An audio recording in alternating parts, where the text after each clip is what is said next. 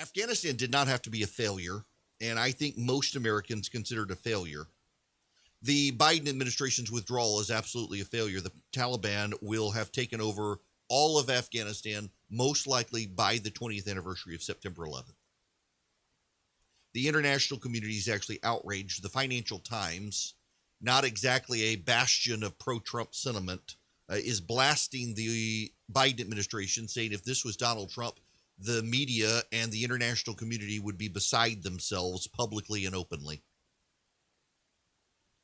I have been on record for the last year saying it was probably time to get out of Afghanistan. It was very clearly we were giving up. Going back to the Obama administration, he signaled we were going to get out. The Trump administration very clearly wanted to get out, signaled they were going to get out. Now the Biden administration has done it. All the Taliban had to do was wait us out. It was very clear. Our presidents gave up. Our military gave up to some degree. But let me give you facts. Let me give you facts. Some of them, even I did not know until recently. Do you know how many troops we have in Afghanistan? 2,500. 2,500 soldiers is it. We've managed to hold the entire country with 2,500 soldiers. What about casualties? There have not been any American casualties in Afghanistan since February of 2020. And I believe that was one casualty, and it was 6 months prior to that for the other one. We haven't actually had a lot of deaths in Afghanistan over the last number of years. We've only had 2,500 people there. To withdraw from Afghanistan, the Biden administration has to send 3,000 more soldiers to Afghanistan. They have to draw up to draw down to zero. 2,500 plus 3,000 equals zero in Joe Biden's math. You have the Biden administration now begging the Taliban to spare the American embassy, as if they will. Let me give you some other data in Afghanistan.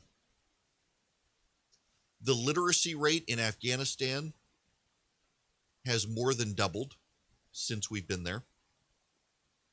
Life expectancy has gone up significantly. Survivability after birth has gone up significantly for infants. Female literacy has gone up massively. The country, by every measure, has improved. Income of families in Afghanistan has gone up. Life expectancy has gone up. Birth survival rate has gone up. Birth rate has gone up. Education rate has gone up. Literacy rate has gone up. Female education rate has gone up. Economic rate has gone up. All of us, myself included, have been very dour and down on Afghanistan, and the media has helped us set the tone on it. But when you actually look at the objective data, we haven't had a casualty in well beyond a year. We only have 2,500 troops holding the entire country.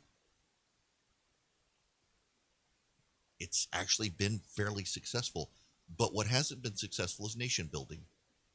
The Afghans are incapable of holding the nation themselves. And we never really put a lot of thought into really helping them prop it up. We never put a lot of thought into stamping out the corruption.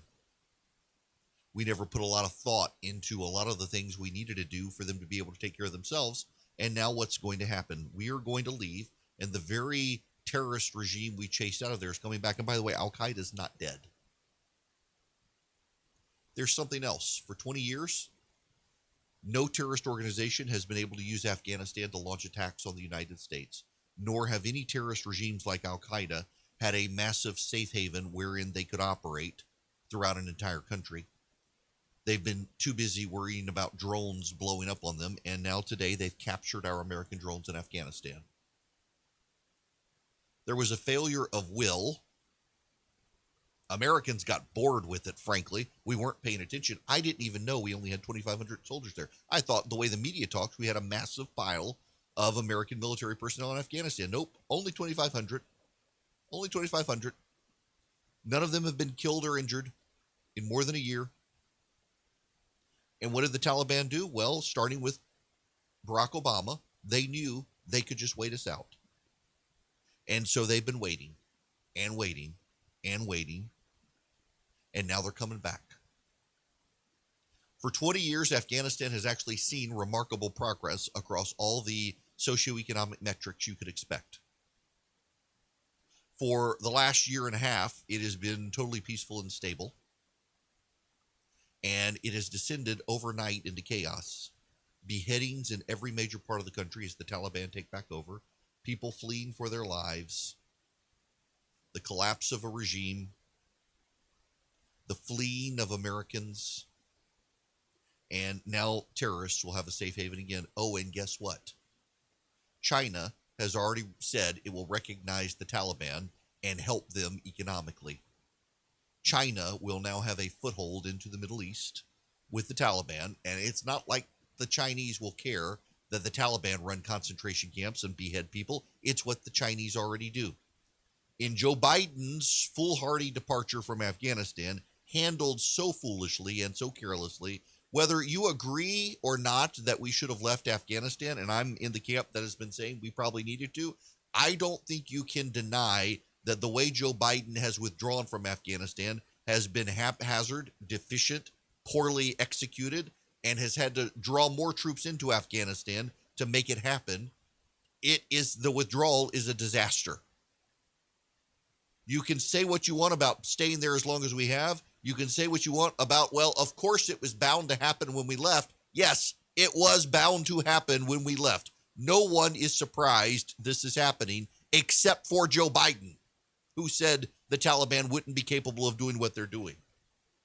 Joe Biden is the one who decided the Afghanis were ready to step up and hold their own. He's the one who decided. Everybody else knew this was going to happen. Bottom line, here's my problem. This is my problem. It's not that we're leaving, but how we're leaving.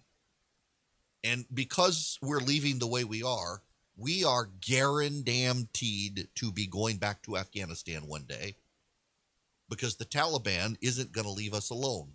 They are a ruthless regime of religious fanatics, and they will kill or be killed, and we will have to go back and kill more of them.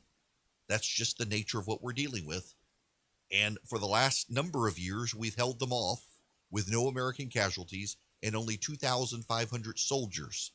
It is remarkable. 2,500 men and women from the United States military contained an entire country and kept it safe so its people could grow, thrive, learn to read, and get jobs.